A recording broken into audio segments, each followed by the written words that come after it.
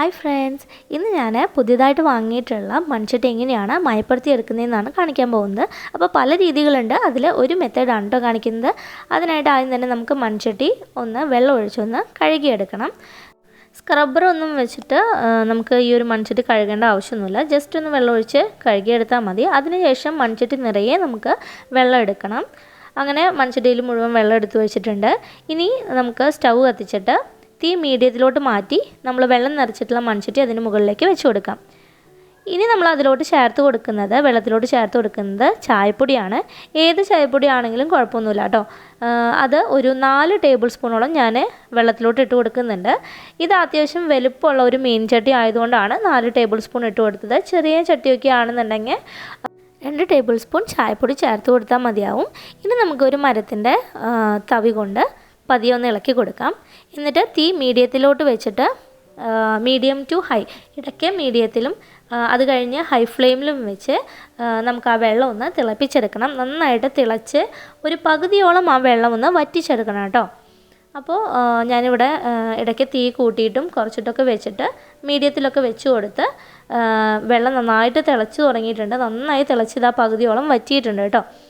ഒത്തിരി വറ്റിച്ചെടുക്കേണ്ട ആവശ്യമില്ല. പകുതി, ഒരു കാൽ ഭാഗമോ അല്ലെങ്കിൽ പകുതിയോളം വറ്റിച്ചെടുത്താൽ മതിയാകും. അതിനുശേഷം തീ ഓഫ് ചെയ്യുക. തീ ഓഫ് ചെയ്താലും കുറച്ച് സമയത്തേക്ക് ഇതുപോലെ ഇങ്ങനെ തിളച്ചുകൊണ്ടിരിക്കും. അത് ആ ചട്ടി നല്ല ചൂടുള്ളത് കൊണ്ടാണ് കേട്ടോ. ഇനി അതവിടെ ഇരിക്കട്ടെ. ഇനി നമുക്കിത് ഒരു 12 മണിക്കൂറെങ്കിലും അടച്ചു വെക്കണം.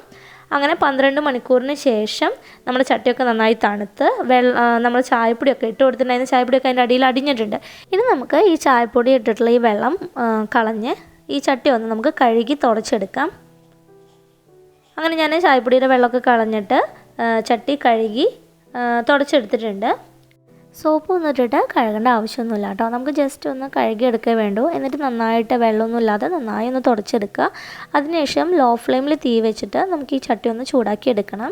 ഇപ്പോൾ ചട്ടി ഒന്ന് ചൂടായി വന്നിട്ടുണ്ട്, ചെറുതായി ഒന്ന് ചൂടായി വന്നിട്ടുണ്ട്. ഇനി ഇതിലേക്ക് കുറച്ച് കൂടുതൽ വെളിച്ചെണ്ണ ഒഴിച്ചു കൊടുത്തിട്ട് എണ്ണയൊന്ന് ചൂടാക്കി എടുക്കാം. അപ്പോൾ ഈ ഒരു പ്രോസസ്സും കൂടി ചെയ്യുമ്പോഴാണ് നമ്മുടെ ചട്ടി നന്നായിട്ട് മയപ്പെട്ട് വരിക. അങ്ങനെ എണ്ണ നന്നായിട്ട് ചൂടായി വന്നു. ഇനി ഒരു ടിഷ്യൂ പേപ്പറോ അല്ലെങ്കിൽ ഒരു തുണിയോ വെച്ചിട്ട് ഇതുപോലെ ചട്ടിയുടെ എല്ലാ ഭാഗത്തേക്കും ആ ചൂടായ എണ്ണ തേച്ച് പിടിപ്പിക്കണം. അപ്പോൾ ഇത്രയേ ഉള്ളൂ. നമ്മുടെ ചട്ടിയൊക്കെ നന്നായിട്ട് മയപ്പെട്ട് വന്നിട്ടുണ്ട്. അതിൻ്റെ ആ മണ്ണിൻ്റെ മണമൊക്കെ മാറിയിട്ടുണ്ട് കേട്ടോ. ഇനി നമുക്ക് ഇതിപ്പോൾ തന്നെ കറി വെക്കുകയാണെന്നുണ്ടെങ്കിൽ ഈ ചട്ടി ഇപ്പോൾ തന്നെ കറി വെക്കാനായിട്ട് എടുക്കാം. അല്ല നമ്മൾ പിന്നീടാണ് എടുക്കുന്നതെന്നുണ്ടെങ്കിൽ ഈ ചട്ടി ഒന്നുകൂടി ഒന്ന് കഴുകി തുടച്ച് എടുത്ത് വെക്കുക. ചട്ടി ഒരിക്കലും അടിഭാഗം നനഞ്ഞ രീതിയിൽ നമ്മൾ ഒരു സ്ഥലത്തും വെക്കരുത്. കാരണം അങ്ങനെ കുതിർന്നിട്ട് അടി പൊട്ടാനായിട്ട് ചാൻസ് കൂടുതലാണ്.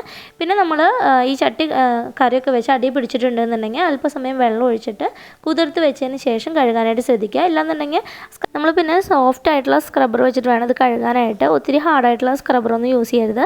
പിന്നെ കഴുകുമ്പോൾ സോപ്പും ഡിഷ് വാഷൊന്നും യൂസ് ചെയ്യാതെ കടലമാവ് കുറച്ചിട്ടിട്ട് കഴുകുകയാണെങ്കിൽ ഒന്നുകൂടി നല്ലതാണ് കേട്ടോ. കാരണം മൺചട്ടി ആയതുകൊണ്ട് തന്നെ ഇതിൽ ഒത്തിരി കുഞ്ഞു കുഞ്ഞു സുഷിരങ്ങളുണ്ടായിരിക്കും. അപ്പോൾ ഈ സോപ്പൊക്കെ അതിലേക്ക് കയറിയിരിക്കാനൊക്കെ ചാൻസ് കൂടുതലാണ്. അപ്പോൾ സോപ്പ് ഉപയോഗിക്കാതിരിക്കുക. അപ്പോൾ നമ്മുടെ ചട്ടി നല്ലതുപോലെ മയപ്പെട്ട് വന്നിട്ടുണ്ട്. അപ്പോൾ വീഡിയോ ഇഷ്ടമാണെങ്കിൽ ലൈക്ക് ചെയ്യുക, ഷെയർ ചെയ്യുക. താങ്ക്